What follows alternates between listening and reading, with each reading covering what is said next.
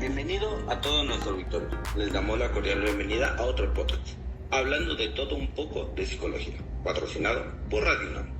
Hoy tenemos como invitadas a expertas sobre el tema de la neurosis experimental. Para comenzar, nos gustaría saber qué es la neurosis experimental y cuál es su historia. Por favor, Rosario, cuéntanos al respecto. Claro que sí. Mira, vamos a empezar por definir qué son las neurosis experimentales. Pues bien, son respuestas emocionales inducidas en el laboratorio que se parecen a las conductas neuróticas observadas en humanos. Este concepto tiene un papel fundamental en la modificación de conducta por dos razones principales. Primero, mostró cómo las respuestas emocionales pueden ser adquiridas a través del aprendizaje y segundo, planteó que al igual que las respuestas neuróticas se aprenden, también pueden desaprenderse, lo que permitió el desarrollo de tratamientos terapéuticos. Hablemos ahora de la historia y su contexto. El término neurosis experimental fue introducido por el científico ruso Ivan Pavlov a través de sus estudios sobre el condicionamiento en perros. Observó que los animales, cuando enfrentaban dificultades para discriminar entre estímulos, desarrollaban respuestas emocionales exageradas, como ansiedad, tensión y evasión. Pavlov consideró estas reacciones como análogas en los síntomas neuróticos en los humanos. Este hallazgo fue fundamental para entender cómo el aprendizaje puede influir en el comportamiento emocional. Este concepto fue luego ampliado por investigadores como John Watson y Frederick Skinner. Watson, influenciado por los trabajos de Pavlov, llevó el estudio del condicionamiento a la conducta humana, sugiriendo que las respuestas emocionales, incluso las patologías, podrían ser adquiridas y modificadas a través de procesos de aprendizaje. Skinner, por su parte, desarrolló teorías sobre el condicionamiento operante que expandieron aún más la comprensión de cómo las respuestas emocionales pueden ser moldeadas por el ambiente y las experiencias. En los experimentos de Pavlov con perros se observó que al modificar la intensidad o ubicación de estímulos, como los estímulos eléctricos, los animales desarrollaban una agitación y bloqueo conductual. Esto fue interpretado como un conflicto entre dos procesos cerebrales, excitación e inhibición. Pavlov usó este fenómeno para desarrollar el concepto de neurosis experimental, que más tarde se exploró en contextos más amplios, tanto con animales como con humanos. Las investigaciones sobre neurosis experimentales se expandieron a otros investigadores.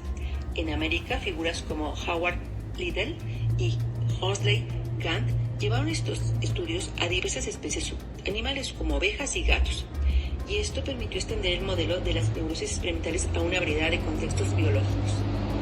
En el caso de Rusia, uno de los pioneros en la investigación sobre el condicionamiento humano fue Nikolai Krasnogorsky, quien fue el alumno de Pavlov. En sus experimentos observó que cuando se le exigía a los niños realizar tareas difíciles de discriminación como identificar estímulos complejos, mostraban signos de irritabilidad y conductas similares a las observadas en las neurosis experimentales de los perros.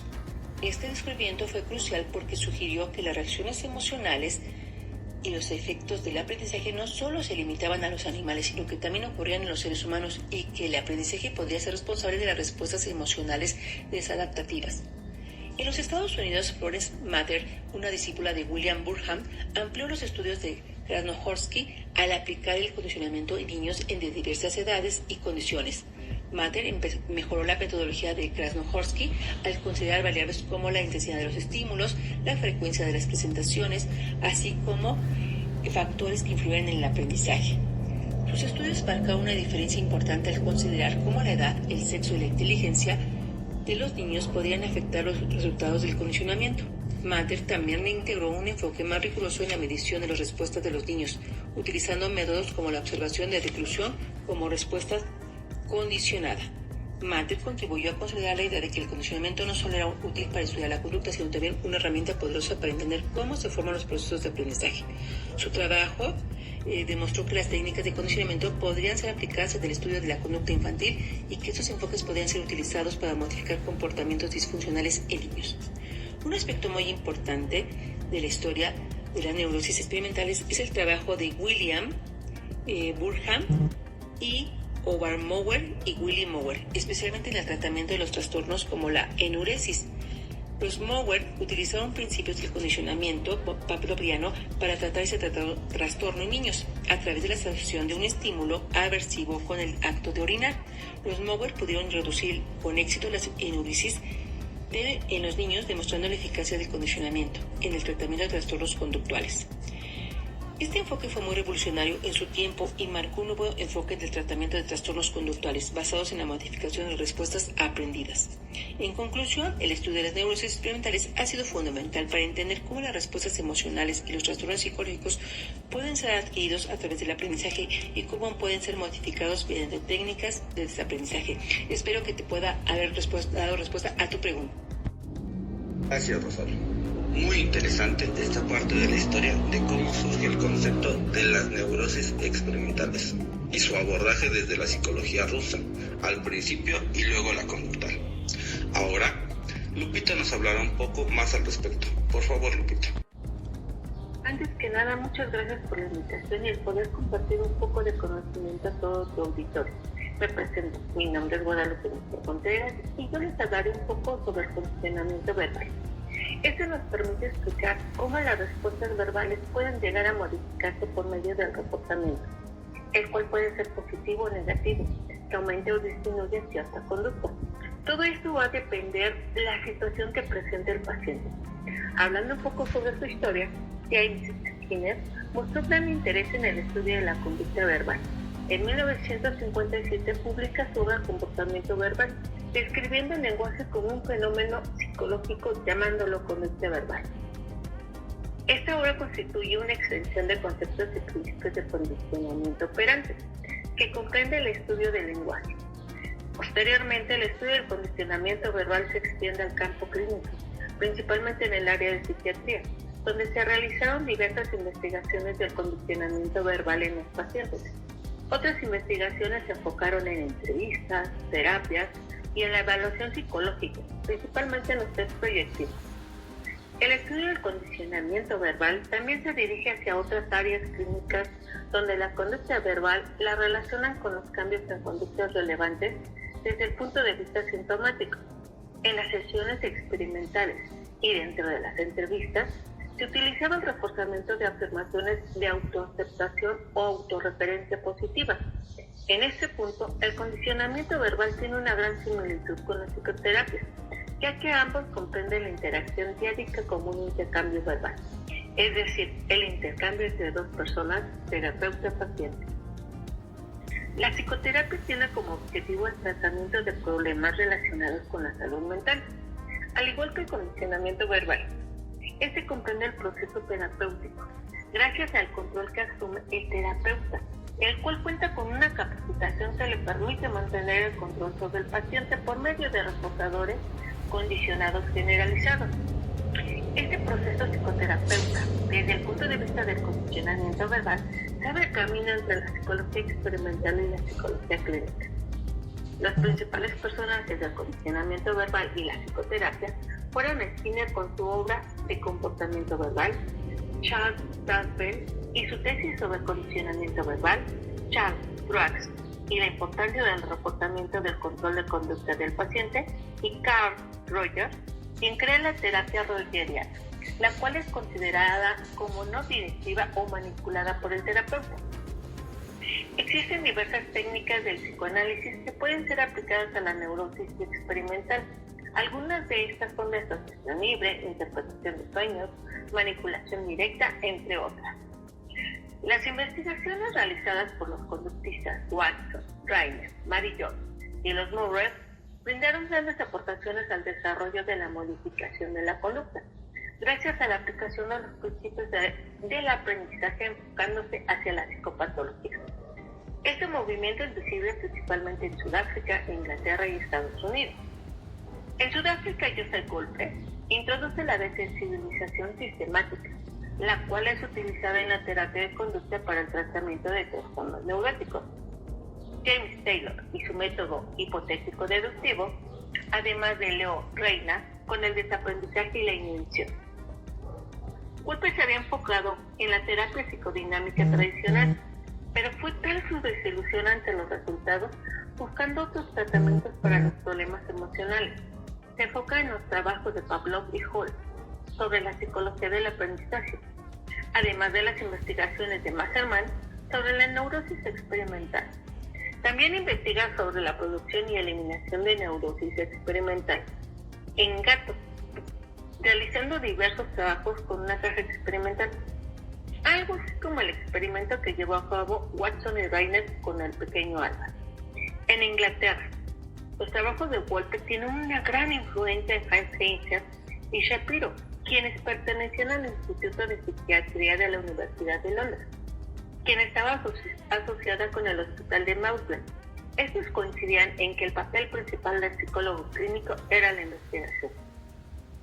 Por otro lado, el psicoanalista Heisenberg propone un tratamiento basado en la graduación de tareas, el cual consiste en realizar una serie de tareas graduadas para curar algunos síntomas o fobias.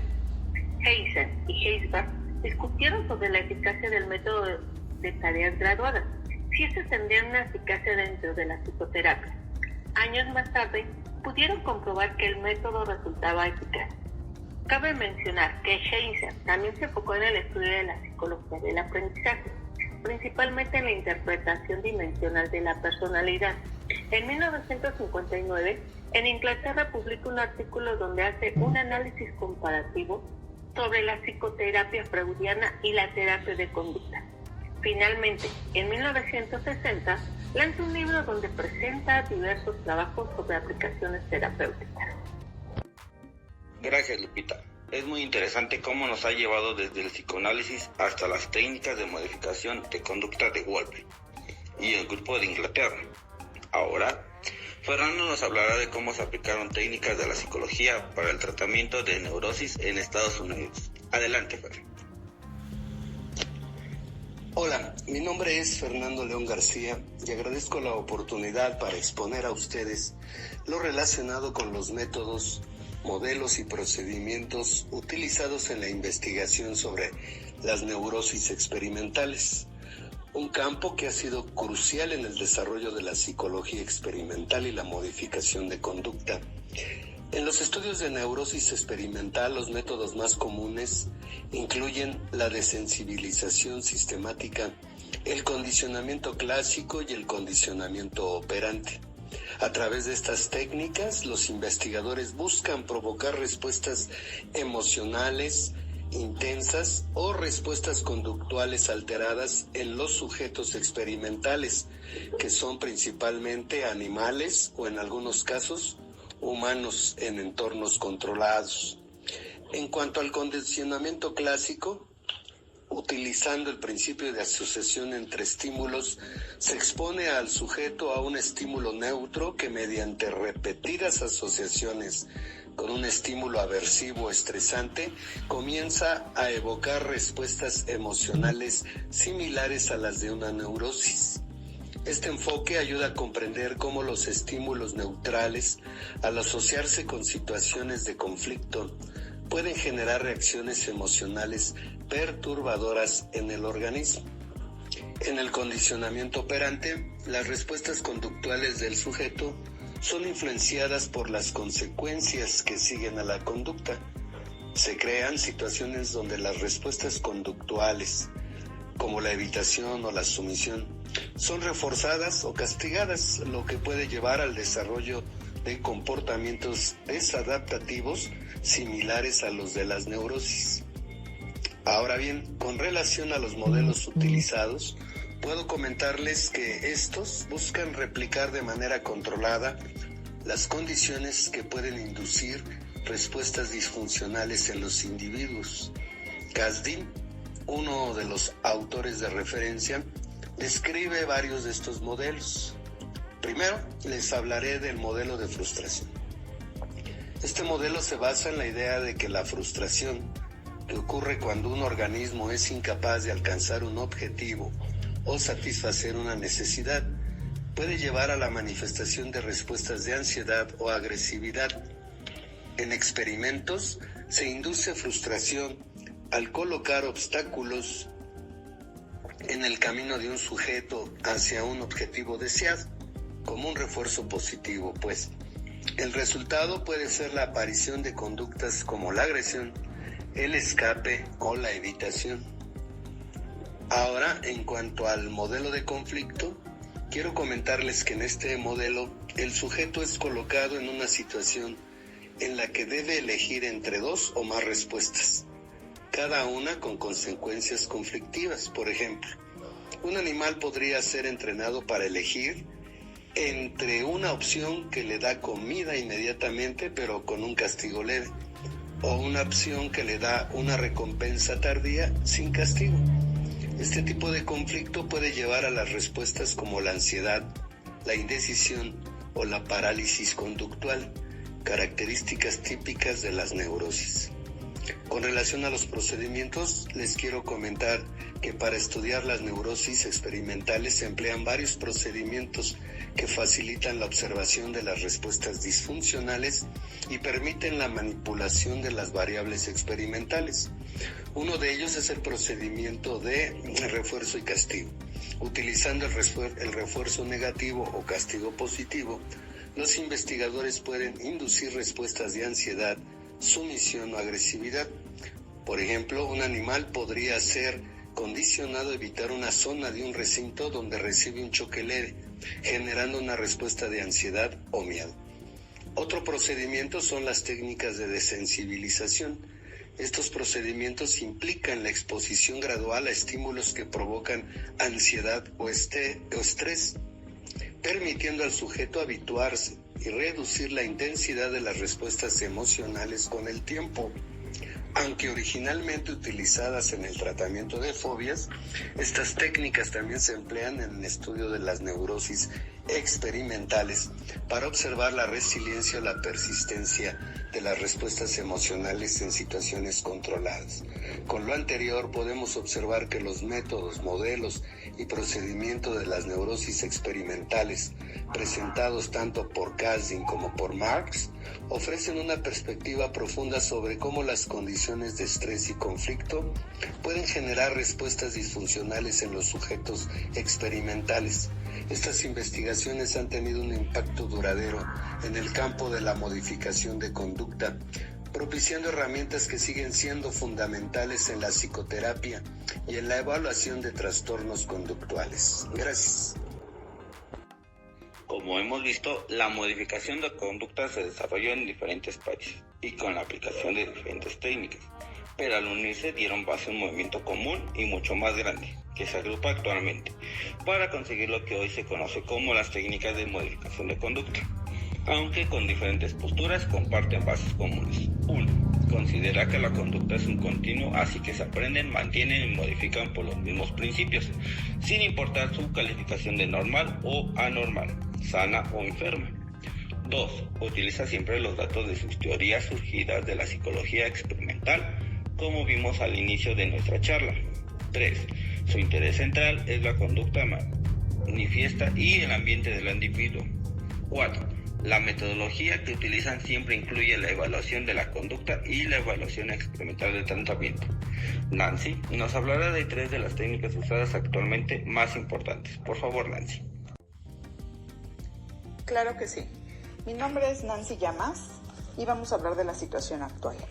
Recordemos que las primeras definiciones sobre la terapia de conducta tenían sus bases en la relación con investigación y la teoría del aprendizaje.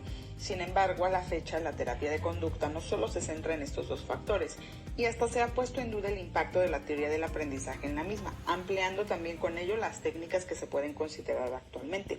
Mencionaremos algunas técnicas de la práctica clínica que se utilizan para la modificación de la conducta, tales como desensibilización, inundación, terapia implosiva, terapia aversiva, condicionamiento encubierto, modelado, biofeedback, entre otras. Arranquemos con la desensibilización.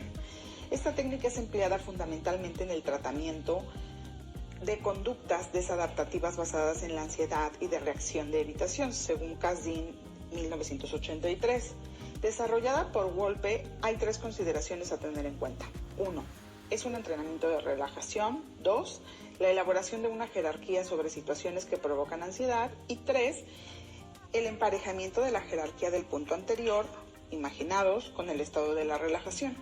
La teoría propone que vinculando la relajación con el elemento de ansiedad y por el principio de la inhibición recíproca, la ansiedad se reduce o se inhibe. Conviene mencionar que en 1928 James Alexander publicó una guía para saber cómo controlar pensamientos de uno mismo en situaciones de la vida diaria mediante una técnica donde el individuo desconectaba el pensamiento perturbador que venía a su mente, desviándolo a otro pensamiento opuesto.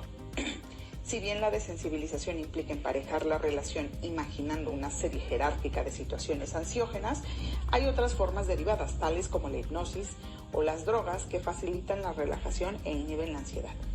Esta técnica se suele usar para conductas desadaptativas como el miedo, ansiedad social, enfermedades, muerte, animales, relaciones sexuales, angustia existencial, pesadillas, anorexia nerviosa, obsesiones y compulsiones, depresiones, accesos epilépticos y tartamudez, entre otros.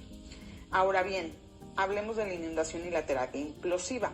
Esta técnica es similar a la desensibilización. Se utiliza en el tratamiento de respuestas de evitación y se busca exponer al paciente de forma repetida a los estímulos condicionados, es decir, que generan respuestas de evitación de tal forma que estos terminarán perdiendo la capacidad de generar miedo después de la exposición prolongada.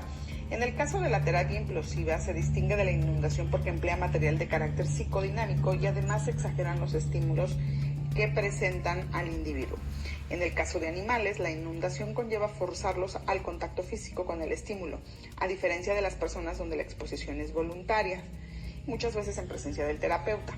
En la inundación se busca aumentar al máximo la ansiedad del paciente mediante la exposición, contrario a la desensibilización. Esta técnica se ha utilizado en tratamiento de reacciones de ansiedad como miedos a situaciones sociales, exámenes, a la sangre, miedo a heridas, animales, agorafobia, obsesiones, compulsiones y ansiedad generalizada. Por último, hablemos de la terapia aversiva. Es un conjunto de técnicas que usan eventos aversivos como el elemento principal para modificar la conducta. Se basa en el paradigma del condicionamiento clásico y operante. En el procedimiento operante se incluye la presentación, terminación y evitación de los hechos aversivos contingentes a la conducta, de tal forma que incluye componentes respondientes y operantes. Como antecedente anecdótico y para ejemplificar la terapia, se comenta que Demóstenes, en la época griega y romana, se curó un tic que tenía en un hombro, colgando de él una espada pesada, y siempre que el hombro se levantaba por el tic, la espalda le pinchaba. La espada le pinchaba. Es decir, a partir de esto desaparece el tic. Se utilizaron en un tiempo las descargas eléctricas o químicos en esta técnica, y dado el concepto de alivio a la aversión, es cuando se termina la descarga o castigo y la persona adquiere el aprendizaje de escape, vinculándolo a un estímulo concreto. Esta terapia tiene resultados comprobados en tratamientos de alcoholismo, abuso de tabaco, abuso de comida y la inclinación sexual por estímulos no aceptados socialmente. Continuamos con... Muchas gracias, Nancy. Es alentador saber que hay terapias que pueden ser aplicadas en el tratamiento de las conductas disfuncionales de las personas y tienen resultados demostrables. Para finalizar, hablaremos de otras 3 técnicas que se utilizan actualmente para cambiar conductas no funcionales que presentan las personas que acuden a consulta. Por favor, Betty Facio, háblanos de ellas. Yo les voy a hablar del condicionamiento encubierto. Fue desarrollado por Joseph Kodela y tiene su origen en las técnicas de desensibilización que ya vimos con Nancy, pero que utilizan la imaginación para tratar conductas no funcionales. Esta técnica se usa para establecer respuestas de evitación en conductas de acercamiento desadaptativas, por ejemplo, beber o fumar de manera excesiva, y se hace mediante usar principios como el castigo, escape y evitación y el alivio de la aversión. Miren, por ejemplo, imagínense a sí mismos bebiendo en un antro y enseguida imaginen las consecuencias de tomar demasiado. Ya saben, como el mareo, el vomitar, la posibilidad de ser asaltados o golpeados.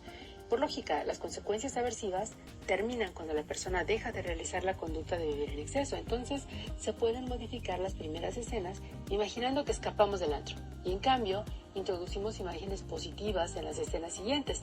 Incluso se puede llegar a la evitación total a entrar al antro, presentándose una serie de imágenes agradables y gratificantes, como la desaparición de las náuseas o la terminación del vómito, ¿no?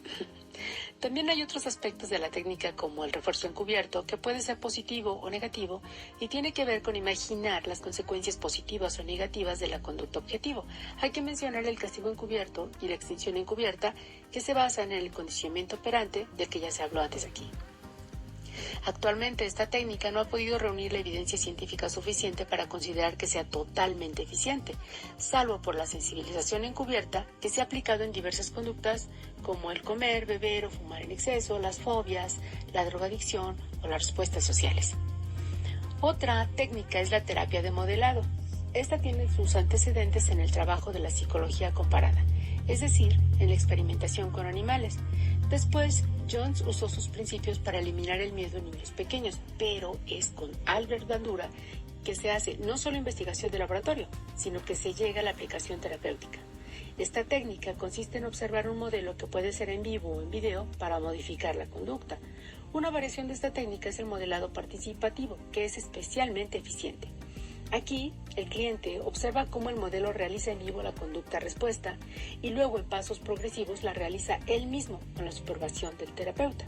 Esta técnica se ha usado para tratar problemas como el miedo a los perros o algunos otros animales, el miedo a las alturas, al agua, a los exámenes incluso, y también el tratamiento de las obsesiones y compulsiones, entre otras. Ha sido usada en personas de diferentes edades, niños, jóvenes, viejitos, en pacientes psiquiátricos, delincuentes y personas con retraso mental. Al ser una técnica nueva, aún está en proceso de evaluación y resolución de problemas, como por ejemplo, lograr determinar el tiempo y grado de aplicación y saber si acaso es posible generalizarse a más problemas y la eficacia de cada una en sus distintas versiones. Otra técnica es el biofeedback, que en español se entiende como biorretroalimentación. Es una técnica que se usa para controlar o reeducar las funciones internas del individuo mediante un estímulo externo, por ejemplo, la respiración o la frecuencia cardíaca. Surgió como resultado de la investigación sobre el condicionamiento glandular, visceral y de las funciones cerebrales. Su aplicación actual se hace conectando al cliente a un aparato que registra de manera automática y continua las respuestas fisiológicas que se está tratando. Siguiendo el ejemplo, se mide la frecuencia cardíaca para el control de la hipertensión.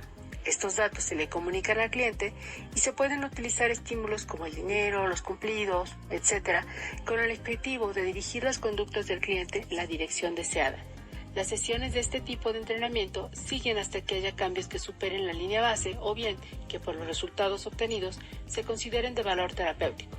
Otros ejemplos de su uso son el tratamiento del dolor crónico, las migrañas, los pensamientos obsesivos, etc. Sin embargo, los resultados obtenidos demuestran que los procesos internos pueden condicionarse instrumentalmente, pero no se tiene prueba de que sean sostenibles en el tiempo y pueden ser exagerados si se comparan con la evidencia disponible. Hay otras técnicas también que provienen de los modelos cognitivos y neurocientíficos.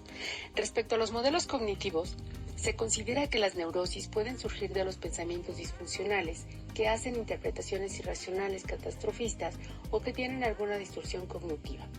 La aplicación de estas técnicas inicia con la exploración de cómo interpretan las personas las situaciones estresantes o ambiguas a las que se enfrentan, y eso las puede llevar a la ansiedad, a la depresión o a las fobias. Con relación a los modelos que surgen de la neurociencia, es muy interesante ver cómo el uso de estudios como el electroencefalograma o la imagen por resonancia magnética funcional permiten observar la actividad cerebral, y esta información nos sirve para estudiar cómo esa actividad se relaciona con los trastornos neuróticos, intentando así correlacionar la actividad de ciertas áreas con ciertos estímulos que puede llevar a la persona a la neurosis y así hacer un tratamiento.